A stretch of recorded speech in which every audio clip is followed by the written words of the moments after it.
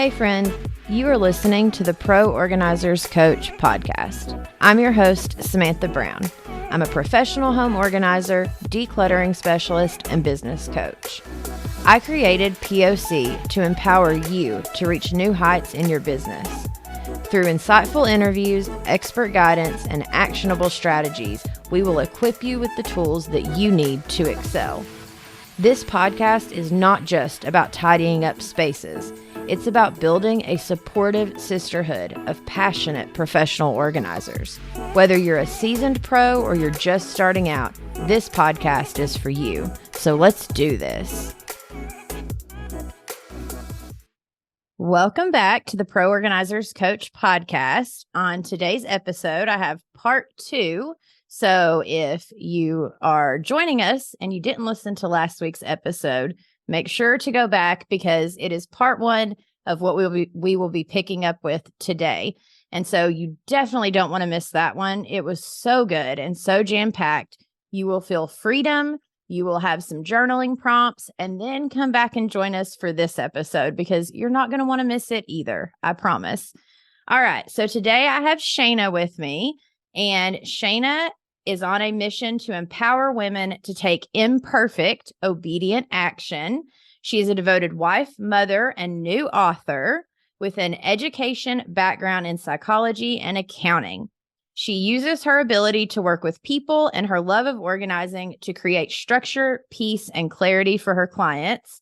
As a focus and empowerment coach, her mission is to encourage women to partner with God and take small actions that will increase their confidence and move them into impact. So thank you, Shaina, for being on the podcast. Thank you. I'm so glad to be here. All right. So last week we talked about what mindset shifts do you need to make in order to get more clients. We talked about your clients are already out there waiting for you and why that's important. And then we talked about 2 out of 4 questions to help you find your authentic story so then your ideal clients can find you. And so we're going to pick up with question number 3, which is, what benefits will you provide your clients? So this is so important when you are doing any kind of marketing or just starting your business in general. And if you didn't ask yourself these questions, you might want to go back and read what's on your website and kind of what you've been putting on social media. Because I know sometimes in the beginning, we can almost get in a rush where we're like, oh my gosh, I found out organizing and being a professional organizer is a thing. Let me just put out what I think other people want to hear and ask me how I know. It's because that's what I did is I went and typed everything up and put my website out with all the perfectly curated photos and all of the wording that I thought someone would want to hear. And it was landing flat for sure. And so when I went back and kind of looked back over what I was actually putting out, I'm like, oh my gosh, this isn't me. I don't know who that is that I'm reading about, but it sounded very superficial.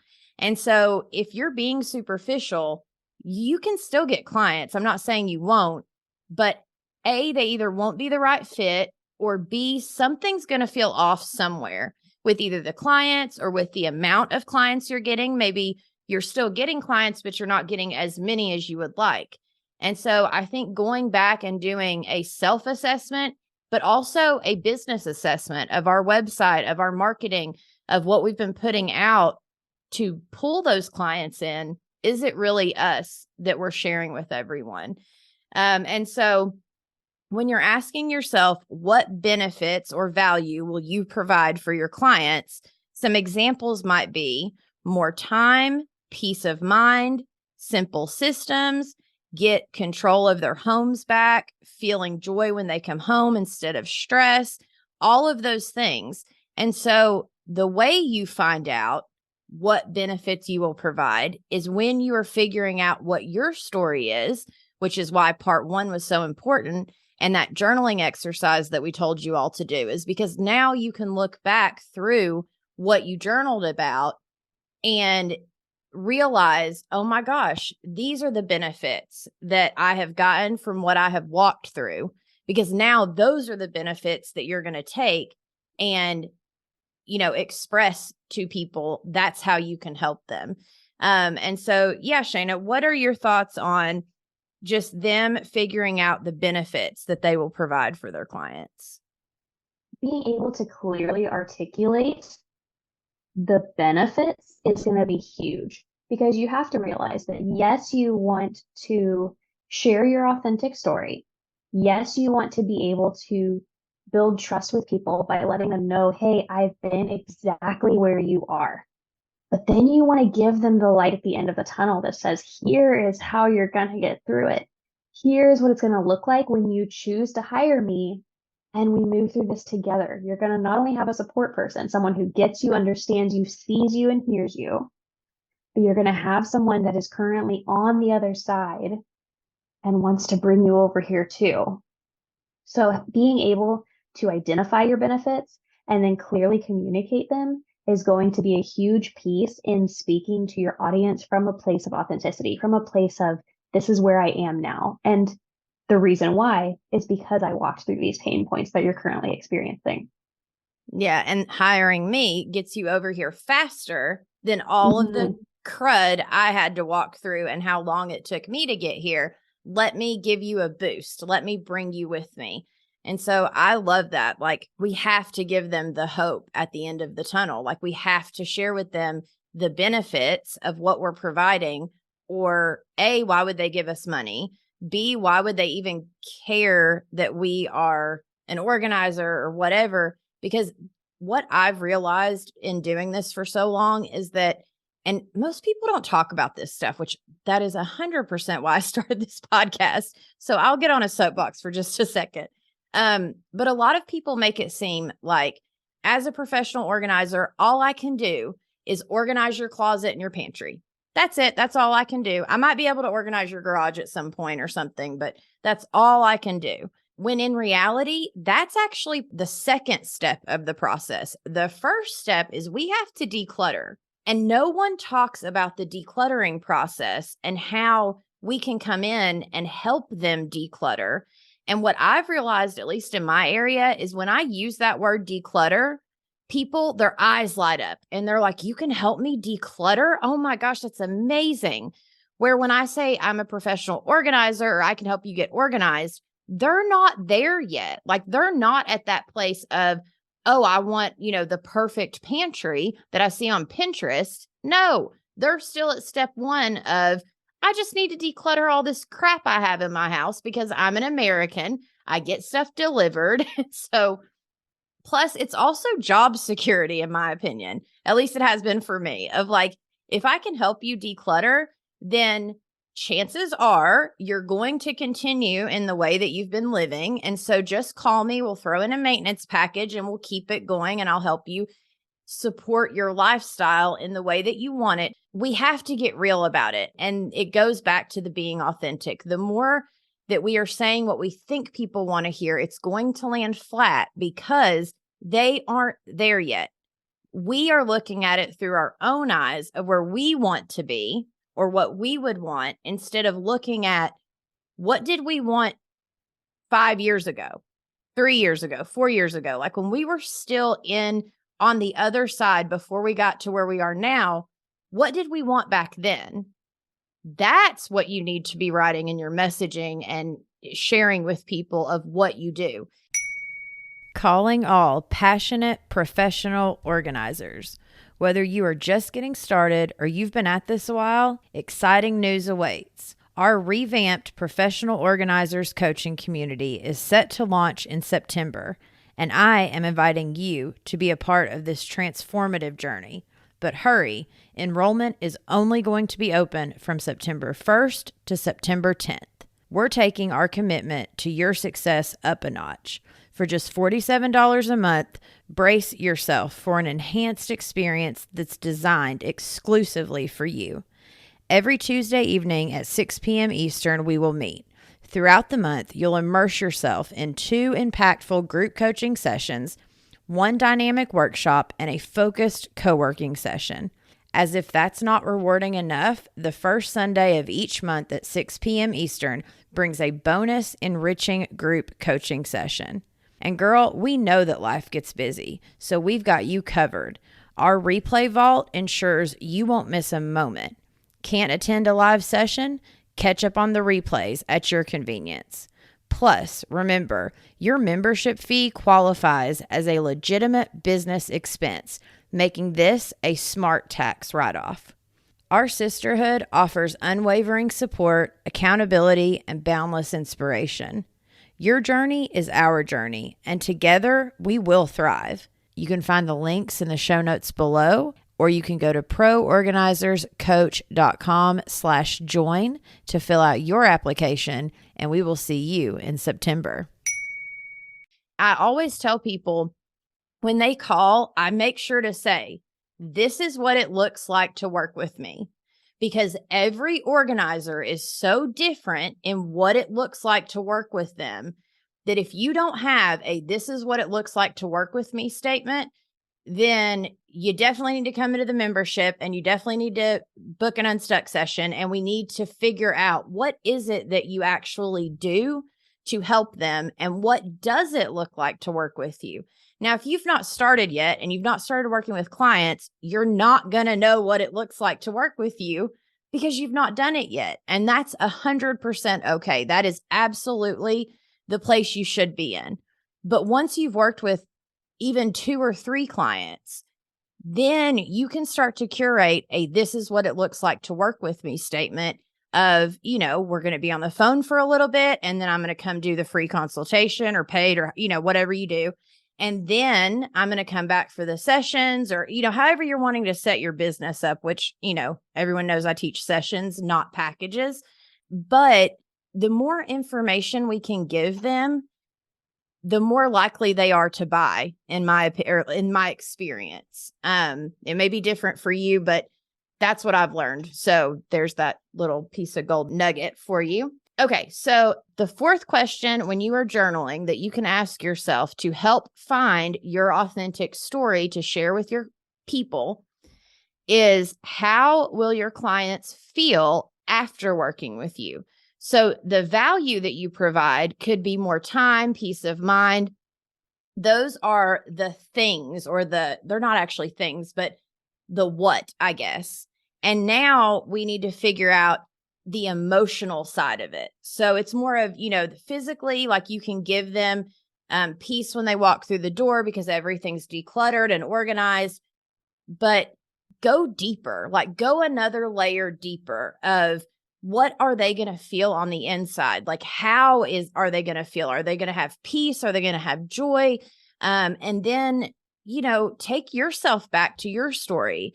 And at that pivotal moment that you figured out whatever it is that you figured out for yourself, or whether at whatever point the old you that you're trying to talk to as your ideal client, when you went from before and after, because, we all have our befores and afters, then how did you feel in the after? That is what you need to tap into, because that is how you're going to make them feel after they work with you. And so what would you say about that, Shaina, about how will your clients feel after working with you? I would really say that this piece, and the reason we're talking so much about emotion and being authentic to you and really connecting with people in that vulnerable way, is because humans by nature are emotional buyers. We may see something we like, but if there's not an emotion attached to it, if it doesn't spark something in us, or it doesn't solve a problem and that problem is causing a lot of anxiety or stress, those emotions that we feel, then we're not likely to buy it. The reason we're asking you to just dive a little bit deeper and connect with how they're going to feel on top of the benefits you provide, but what are those benefits going to elicit from them from an emotional standpoint, is because humans are emotional buyers. We love to spend money. Typically, it makes a lot of people happy unless they're really clutching tight to their pocketbooks. People love to spend money. We love to buy things. We don't like to be sold to.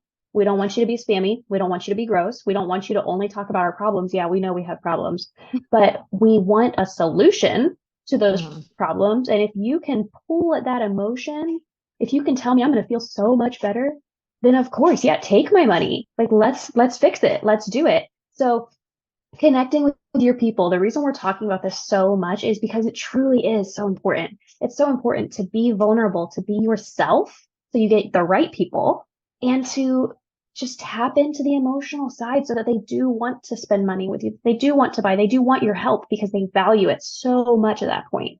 They value how real you are, how honest you are, how much they connect with you. And they value the fact that you have already spoken to how great life is going to be on the other side. Yeah, no joke. I'm 100% an emotional buyer. I catch myself doing it a lot more now that I own a business, where before I wouldn't have even caught it. I would have just bought. And so, it's every little piece that we need to tap into to get the foundational pieces of our business correct. So the social media, the website, when we're talking to people at the initial phone call, all of those things like need to have substance, and they need to be something that we can stand on. That's also why we're saying authenticity, because it's so important. Because even if we build it and some people come, at some point you're going to fall because your foundation isn't strong. And the only way to make your foundation strong is to look inside, look at your past, and figure these things out, and truly take that next step to write it all down, and then have all the content that you're going to need for a while, have what you need to write in your website. Like it becomes so much easier when we get clear. If we aren't clear, then why would they want to buy from us? Like if they don't feel like we are offering a solution to what they are currently in, a pain point they're currently walking through, if we don't offer that solution and offer it in a way that moves them, they're just going to go and look at somebody else's website until they find someone that moves them and offers the right solution. And so that is 100%. Like, it is so important that you spend that time doing that at the beginning of your business. And if you already have the business, just go back and do like a website audit. I offer that as a service, a website audit. If you want to hop on a Zoom call and we can, you can share your screen, we can look through your website, we can kind of tweak those things, we can pull out of you whatever needs to be pulled out. So that way you have the correct messaging to find your people. Okay, a few little extra question ideas. One, what comes incredibly naturally to you that you could talk about with complete joy? And this is more of, do you want to be a specialist with, decluttering? Like me, I love to declutter, but you may actually love the more like step 2, the organizing side. And so if you want to go that route, 100%, like if that's who you are, you were born this way and it comes so naturally to you to, put on labels and put everything organized, like micro organize it in pretty bins and baskets, then that's who you are. So of course that you're going to get more of step 2 people where I get more of step 1 people. But if that's authentically you, like you look around your home and it's 100% micro organized and like that's just who you are, then yes, please, please, please share that, because then that is who you truly are. It's not being fake. It's just, for me, if I were to put that stuff out, it would fall flat because that's not who I am. And so another question is, how did you overcome the journey that you walked through? And then another one is, what do you love about your industry? And something else that you could ask yourself when journaling is, what do you completely hate about your industry? Or what do you feel is missing? And so talk to us a little bit more about those extra questions, Shaina, and why asking ourselves this stuff is so important.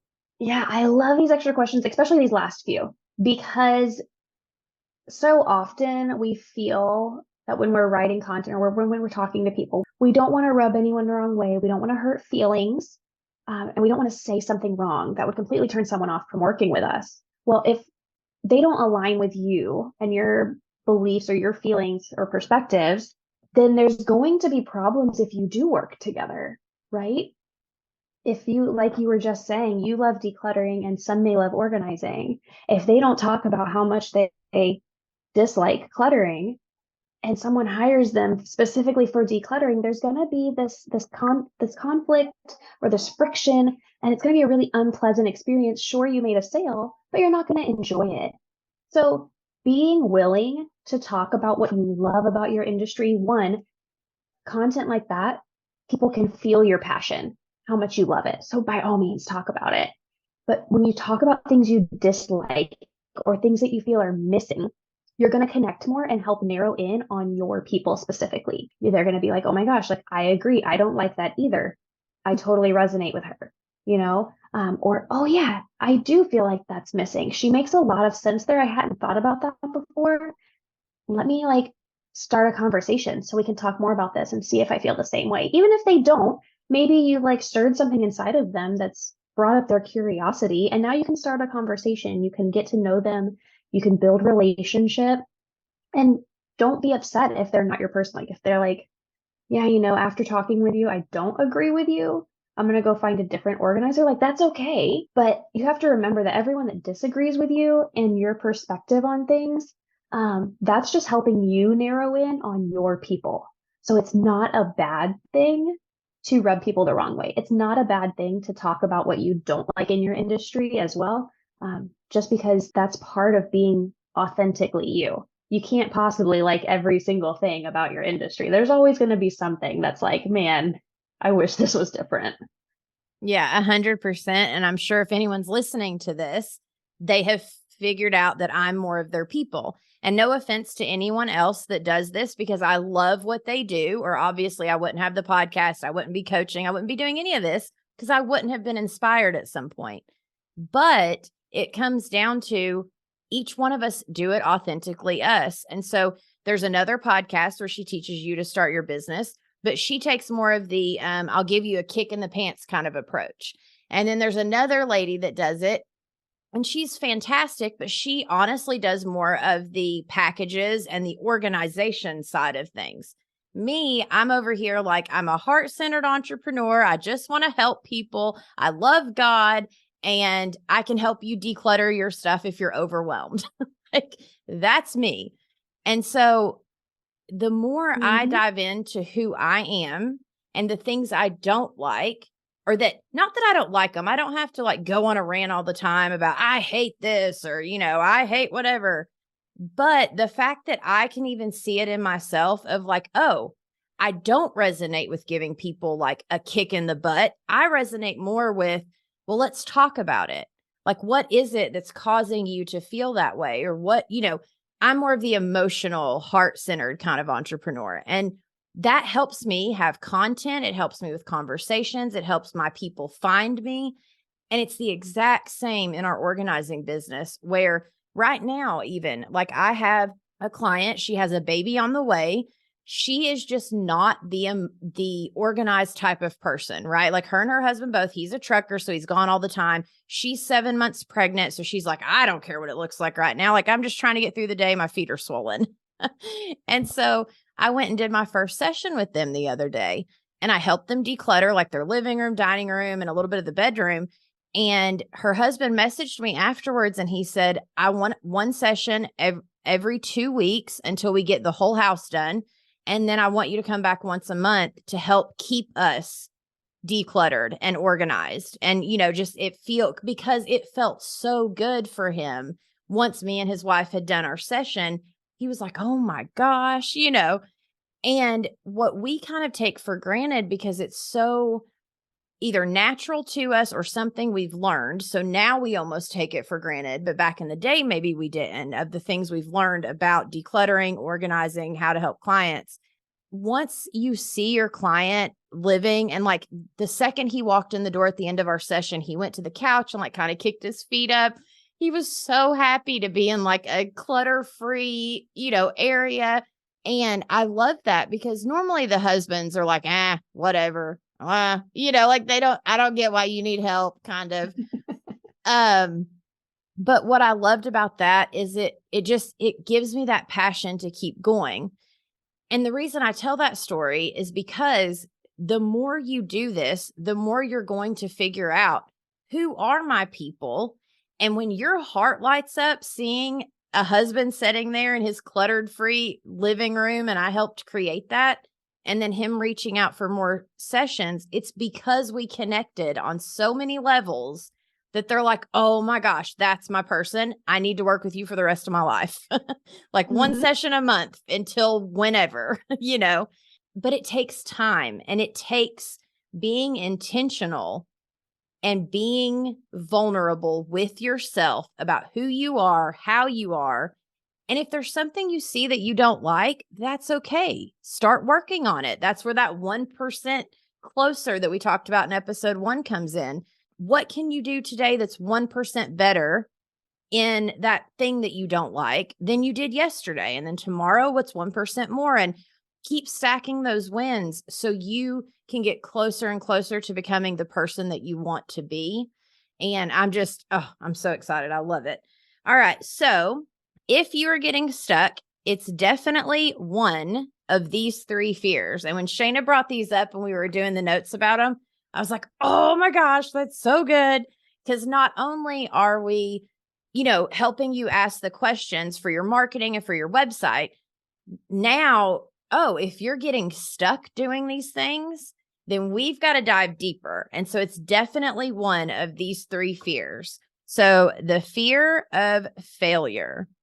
So talk to me a little bit about that, Shaina, the fear of failure. Yes, this is probably the most common fear that people face. Honestly, it's the one that we're most easily able to identify. No one is really like born loving to fail. They're like, I'm going to go out and fail today. When you take on a challenge or you take on a new business that you can't guarantee success in, right? We're scared to fail. That fear of failure, it really prohibits you from even trying sometimes.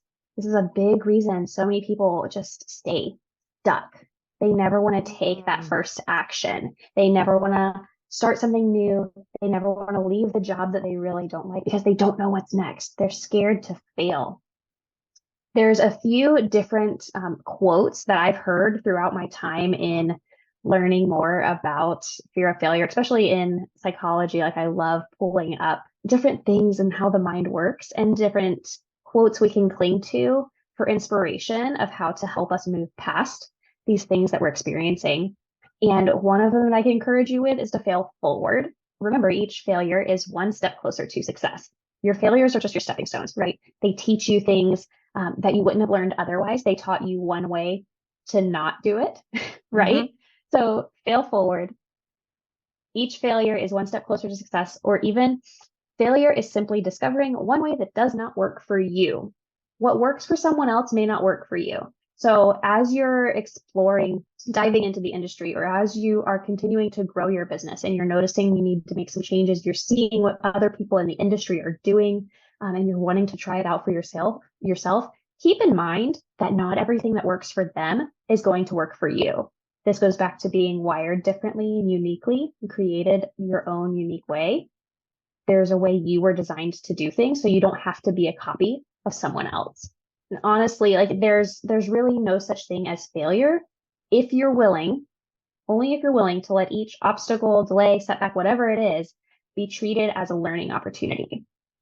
So if you can perceive this concept of failure as just a learning opportunity, then you don't actually ever have to face failure. It's all subject to your mindset, your beliefs. The word itself is just a word.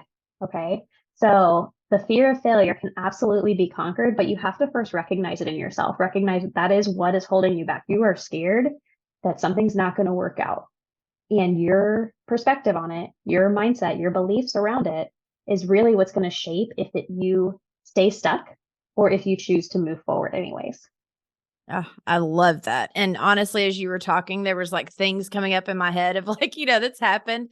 So whenever I was becoming certified as a life coach, one of the things that I heard someone say when I was, getting certified and like doing my research was each no you get is the closer to a yes you become, because you're definitely going to get a yes at some point.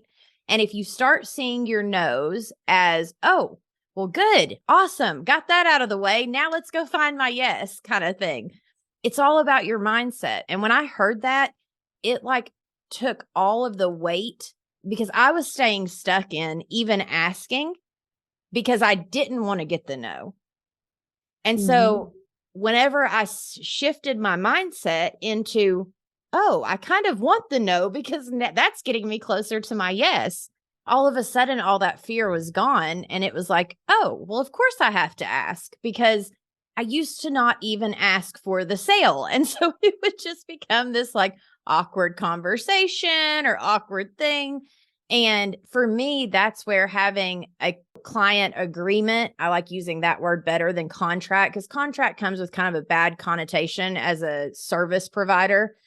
For clients, they think like, oh, I'm getting in a contract for the next year. It just comes with this like bad feeling around it. But in the client agreement, coming up with that gave me more of like what I would say. And then this is what it looks like to work with me statement, talking about like making sure to say that, but then also remembering to ask for the sale. Like if I didn't go in being like, or actually not even asking, I kind of got to a point where I just assumed. And I'm like, all right, when do you want to set up your consultation? Or all right, when do you want to set up your session? Like it's just a given that you're going to work with me. And only a handful of times have I had someone be like, oh, no, I'm not ready yet. Or, oh, I want to go interview other people. Normally, if they've reached out, they're at that place where they're ready to get some stuff done.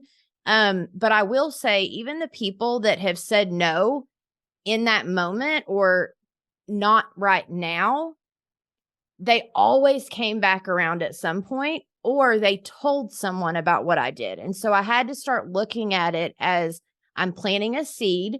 So even if they said no, that's one more person that knows about what I can do. And that's one more seed that I've planted that will grow later. All right. So we have number 2. This is number 2 of the 3 fears that are, if you're getting stuck, it's definitely one of these 3 fears.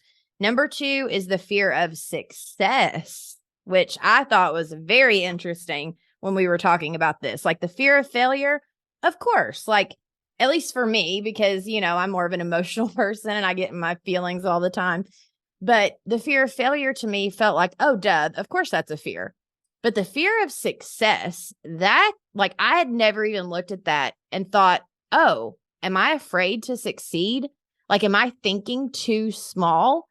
And yes, I've done it.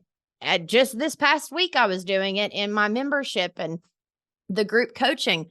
I had gotten to a place where, like, when I first launched it in January, I was in this place where I was like, oh my gosh, God, if I get 10 people, like, I'm going to consider it a success. Because when you have a membership, like, you can't be like, oh, 1,000 people are going to join. Like, you just can't, especially in the beginning. And so whenever I got to 10, I was like, yay, and then I was like, oh my gosh, what is my goal? Like I was trying to set up my goals for this launch that we're doing because it's the only other time of the year that it's going to be open. And so, and I want people to come join us in there because it's so good. Like we have 3 group coaching sessions. We've got a co-working session. And then now I've got like for September, my guest workshop is an accountant. For October, my guest workshop is a social media strategist that's coming to talk specifically about Instagram. And so I've got these women partnering with me that have specialties in their own thing that are coming in to talk to my members. And I'm so excited about it. And so the value that it's bringing, but I got to this point where I almost gave it up like a few weeks to a month ago. I'm like, where is this going? Like I got all like, in my thoughts and in my emotions. And I now realize my fear was almost half and half. It was like half the fear of failure, but then also this place of like, well, what if I succeed? Like, am I going to be able to sustain it? Am I going to be able to give these people what they need? And so we all go through these doubts. And I love that you brought this up of the fear of success. And so tell me a little bit what your thoughts are about the fear of success. I think that's phenomenal to even like make us aware, because the second we're aware, that's when change can come. Yes. Sometimes I have a hard time pinpointing what the mindset obstacle or roadblock is, but as soon as I become aware of it, that's when I get to change it. And that's when I can make the choice to move through it. And honestly, this fear of success, it's super real, right? It's just a lot less talked about. It's a lot less like we don't realize that, like, we think everybody wants success. Yeah. But, a great way to identify if this is something that you're feeling, if this is something that is holding you up, is when you have thoughts about like, am I ready for that responsibility? can I really handle a business? Or something like, will success change me?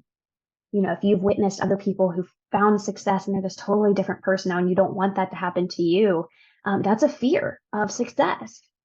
It's really, that one in particular is really rooted in your money mindset too. Whole other conversation. I've done a lot of work around that on my own. But this idea that success and money can change people and could change you, that's a real fear. But thoughts like this, you can start to pinpoint the fact that you are scared of succeeding in whatever it is that you're taking on, right? Like you mentioned, if fears of like, can you maintain that level of performance long term? Can you sustain it, right? Like you said, what does it say about you as a person if you have success, right? Mm-hmm. So really taking a second, just understand now that success is completely subjective. It's going to look different for everyone. So figuring out what success means for you, process through that. Give yourself time to think about anything within that image, that dream, that vision. If there's anything that you're scared of there, if there's something daunting about it, you're likely still in the same place because you're scared to move forward towards that reality. But if you can pinpoint like what it is that like what makes this vision of success not not possible, what is stopping me from pursuing this, you're going to start to identify where your roadblocks are that really are keeping you from moving towards that, and they're holding you in this fear of success, because we get so tied up in just in our own minds, in our mindsets, in our beliefs, and we don't realize how much they can actually impact us, even if we say we want something really bad. Mm-hmm. Well, and what I find so like kind of interesting is as you were saying that, and I was sitting here thinking about whenever I was, had the fear of success just like a few weeks ago, it was actually tied into the fear of failure. Mm-hmm. So my fear was if I succeed in the membership, then am I failing as a professional organizer? Am I failing as a mom? Or am I failing as like, it was half fear of success, but it was also half fear of failure. Like, what would that look like? More of the unknown, I guess. And then there was also Mm-hmm. inside of me this place of like, am I enough? Am I enough to continue this and to give them more value? And like I know that when I'm coaching, I can help pull stuff out of people. I know that the group is such a good community of supportive women. And like I see the growth in them every time we get together, every single one of them that show up. But there was this, it wasn't about them. Like I knew that for them, I could help them start their business, scale their business, all the things, and that they would be able to help each other because I know that's what we're missing is community as a professional organizer. It can be lonely. And exactly what you said in part one at the beginning, you said take competitive, like, oh, these are my competitors out of it because they're not your competition. They are your sisters. They're doing the same thing you are. You can absolutely support each other. And so in building the group coaching community, the more I see the women support each other, I'm just like, oh my gosh, yes, yes, yes. But when I start doubting myself and I get in this place of like, woe is me, because as a business owner, like it comes up all the time for me in different ways. But as I like processed that and worked through that, I was like, no, no, no, no. And so I was able to shift my mindset, which is why that whole 1%, like the reason I've been talking about all this stuff is because I'm walking through it right now, like this week, like dealing with all of these things. And so wherever you're at in your business, like, no, it's 100% expected that starting a business is going to make you feel all the things, all the fears, all of the stressors, but that's part of the process. And it really is making us better human beings dealing with this stuff. Like, that's why we're here, is to like evolve and become better and help those people around us do the same. And so if we're not doing our inner work, then what are we doing? And then number 3, Mm-hmm. this one too is huge right now, especially with social media, just with everything.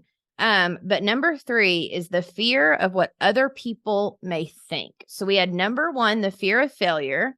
Number 2, the fear of success. And number 3, the fear of what other people may think. So what are your thoughts on this, Shaina? This one's my favorite. So as professional organizers, you might be perfectionists too. So we're going to talk to you a little bit about this. And honestly, the fear of what other people may think also encompasses that fear of failure and fear of success. Like, what are people going to think of me if I fail? What are people going to think of me if I succeed? This fear of what other people may think, it encompasses so much. And it's so easy for us to get caught up in worrying about what other people are going to think. Like you said, social media. What do we wear? How are we actually serving our clients? What are people going to think about our process?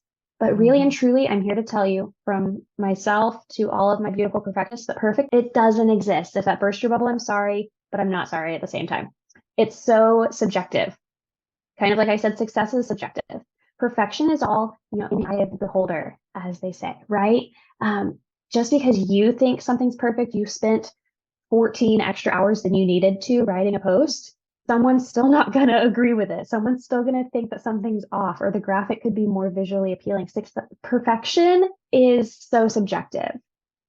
You're not made for everybody. We've talked about that previously. You are made uniquely for your people. Your people need to see you in all of your imperfection, So we have to stop worrying about what other people are going to think. When we worry about what other people think, I'm going to challenge you with this. You're actually doing your clients a disservice because they desperately need what you have, and you're being a little too self-centered to actually show up and give it to them. And I know that could be a little bit harsh, but it is all out of love. I promise you that if you would just show up and assume something is perfect for now, the beauty is we always have the opportunity to put something out into the world and refine it. You don't have to settle with it and say, this is set in stone, I'm never going to get to change it. You can literally delete anything on the internet at any time. So you can change it if you really need to, or leave it there and then refine it and put it out into the world again. Continue to show your people that you are a work in progress, just like they are. They're going to appreciate that valuable vulnerability, and it's going to build your trust with them. They'll love you so much more for it. So I just want to ask you to please, please, please stop trying to be perfect, because the more you concern yourself with what other people think, the less time you're going to be living out your authentic self. Yeah, I love that. And for me, I know that action, like taking action, like imperfect action, knowing it's imperfect, knowing I'm not getting it right, but still trusting that it's meant for somebody. And so their needs are higher than my own needs. And so I need to share this with them. I need to get this out in the world, as imperfect as it is. When I started the group membership, I literally started it not on a whim, but it was literally like it was meant to be. I knew we were lacking that in the industry. And so it was something I didn't like. And so I took that and I leveraged it. And I knew that as a coach, I could help them, but I didn't know what it looked like. And so the first few months, I was giving them like 8 or 10 group coaching sessions a month, like 2 a week, maybe even 3 in one week. And so I was burning myself out, which is why by the time I got to like July, I'm like, I don't know if I can sustain this. And it's because I couldn't. There was no value in it. People had stopped showing up because they're like, you're giving us too much. Like, plus it was summer. Now that school's starting back up, I'm like, you know what? It's time for season 2. It's time for that rebrand. It's time for me to take a step back, look at what I'm actually doing, and is it serving my people? And I got honest about the fact that it was my fear of failure, of what they might think, all of the things that was making me like over provide. Well, they don't need me that many times per month. Like, they can reach out and ask a question if they have a question, but of course they don't need to see me 2 and 3 times a week. No, once a week is enough. Like, because as they're building their business, and they also have the app, they have the Facebook group, like there's all of these things that come with this. And so, I just want to encourage any of you listening to know that A, you're not alone. Me and Shaina have both 100% walked through this. And B, sometimes being able to take a step back and give yourself that grace to be like, hey, I didn't get it perfect time one, like the first time I launched it. I mean, every month I'm looking at how can I do this better? Like, what can I, how can I do this to where it provides more value for them? But I've taken off the table, oh my gosh, what are they going to think? Because when I was in what are they going to think, I was doing 10 group coaching sessions a month because I wanted to be there for them all the time. And when I took that away and was like, no, let me make this to where it's still valuable, but it's also works with my schedule. It's beneficial to me and it's not burning me out. Now, all of a sudden, it's like flowing the way that it should. But it took me putting it out imperfect in the beginning and being willing to fail to then step into the what are they, like realizing, am I afraid of success? Am I afraid of failure? What are these people going to think of me? Like all three combined into one. And now it's starting to flow in the way it should. But if I had never launched in the first place imperfectly, I wouldn't have been able to take that action. And so sometimes getting over some of these fears is through action. Absolutely. Absolutely. And like you read in my bio, imperfect action is my favorite thing on the planet. That's why I love working with my perfectionists or people willing to kind of step out, because I can give you that nudge and just say, go try it. Go try it. And like you said, you wouldn't, if you wouldn't have been open to this idea of failing with your first launch of this group coaching, I don't at all see that as a failure. To have people come in and to recognize that, hey, I'm providing so much value, it's almost too much value, and I can see where things need to be refined. It wasn't a failure. You just had the opportunity to then make it better. If we don't ever put anything out into the world, we have no idea if it actually needs to be adjusted. So your perception, that makes it very, very much about you, right? Mm-hmm. If you're worried about what other people are going to think and you sit there and you keep it to yourself and you just keep adjusting and adjusting and adjusting and making changes, you never put it out into the world. So one, nobody benefits from it. And two, you never get the chance to actually see if it needs to be made better because no one's experienced it and giving you feedback. So it's so important to just kind of take that imperfect action, let it be imperfect and be okay with it, because that's how we make progress. Absolutely. I love that. And so on that note, I am so thankful to you, Shaina, for both part 1 and part 2 and all of the goodness that you gave us. And so for all of you, let me go back over super quick what you have learned in the past 2 episodes. You have learned what mindset shifts do you need to make in order to get more clients. You have learned that your clients are already out there and waiting for you and why that's important and shifting that mindset.